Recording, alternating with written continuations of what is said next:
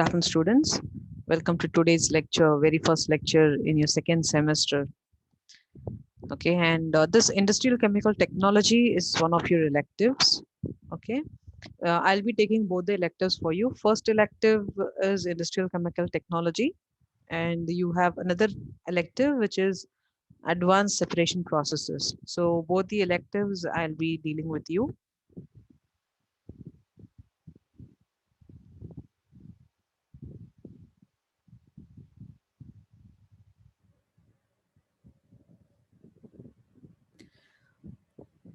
So, good afternoon, Kosha. Welcome to today's lecture. Good afternoon, ma'am. Okay. And Kosha, how are you? Like you have completed the exams and you are back to Jamnagar? Yes, ma'am. Okay, fine, Kosha.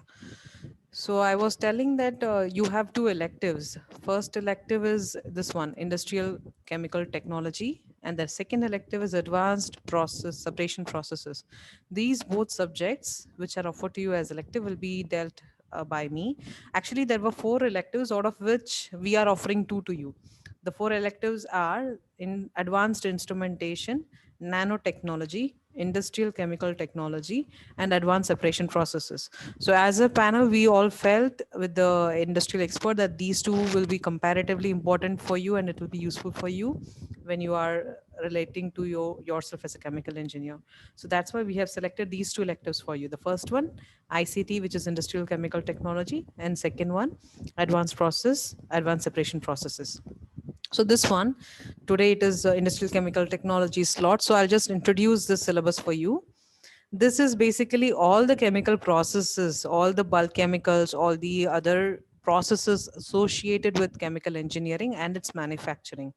So we'll be talking about all these. So this course aims to understand the various processes involved in chemical industries for the production of inorganic and organic chemicals. It may include natural products, it may include synthetic products, okay, both inorganic and organic. And what are the outcomes of this course? So after the completion of this course, you will be able to utilize the technological methods in problem solving in process plans.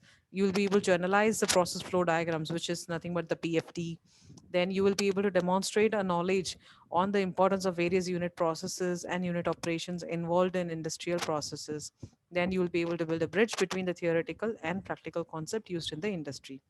This will not have any lab or tutorial. It is purely theoretical subject.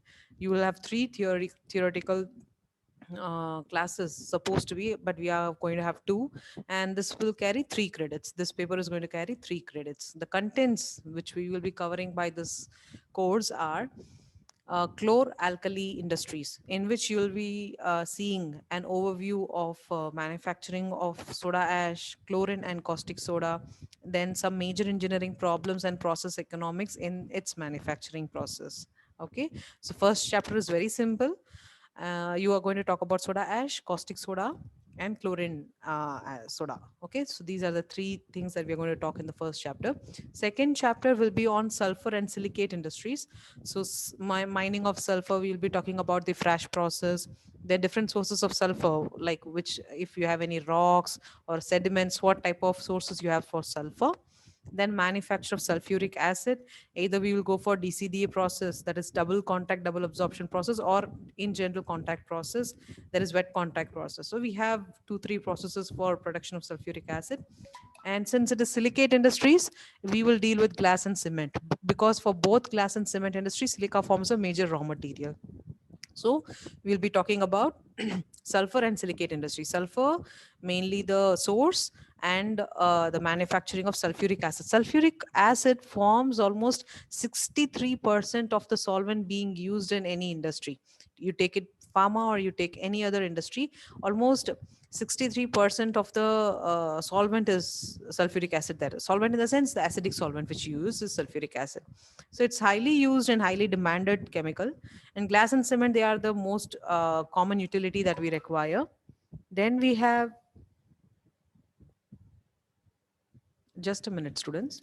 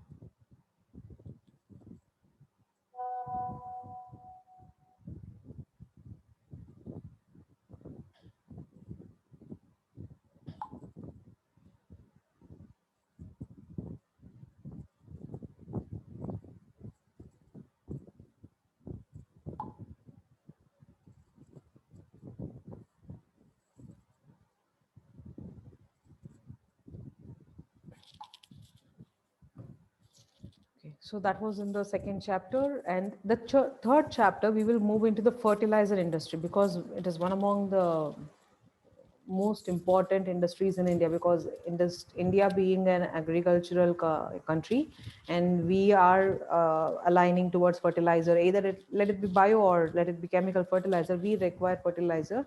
So what sort of fertilizer production happens here? And we have nitrogen fertilizers, we have phosphorus based fertilizers, and potassium industries. So nothing but NPK, we call it nitrogen, phosphorus and potassium, NPK fertilizers. Okay, so nitrogen industries, how they produce synthetic ammonia, nitric acid, urea, and nitrogenous fertilizers.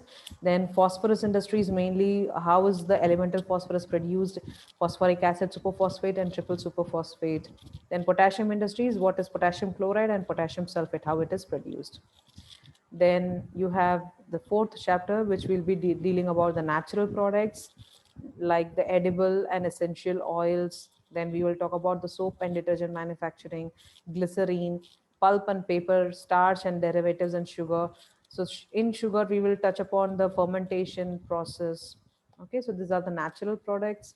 And then we have synthetic organic chemicals like methane, synthesis gas, ethylene, aromatic chemicals, phenol, benzene, production of thermoplastic and thermosetting resins like polyethylene, epoxy resins, processes for the production of natural and synthetic rubber. So in this fifth chapter, we are going to talk about almost all the polymers which come from the petroleum industry. If you talk about synthesis gas, ethylene, phenol, benzene, the polyethylene, epoxy resins, they're all the petrochemicals derived from the crude oil industry, refinery industry. Okay, so we'll be talking about the processes here. And the most common referred book for this is Dryden, but you can also go with Shreve's Chemical Process Industry. But I have referred Dryden for this syllabus. Okay, so you also can get this Dryden's Outline on Chemical Technology, which will cover almost all the 5 chapters. And if you can manage with Shreve's also, it's possible. And some of the NPTEL links, these are some of the NPTEL links. I'll upload the syllabus in your e-content today. You can go through these NPTEL courses from IIT professors who will talk about the chemical technologies. So this is the basic outline about the syllabus. And as usual, we will have final semester examination, we will have mid-semester, and we will have a continuous evaluation in the rubrics. Yes, the only thing which you will not have is viva and term work. You will not have viva for this subject, and you will not have term work. But other 3 components, you will have your end semester, you will have your mid semester, and you will have the assignments for the subject. Assignments, I'll let you know. Maybe we'll have 2 to 3 assignments. I'll inform you about it. So this is about this course outline. And I'll not start the teaching today. So that's it from my side. Just wanted to introduce what I'll be doing with you this semester. This is one of the course.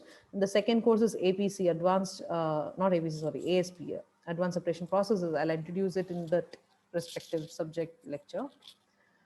Okay, so you can leave the meeting, Kosha. Thank you. Okay, thank you, ma'am. Okay, Kosha.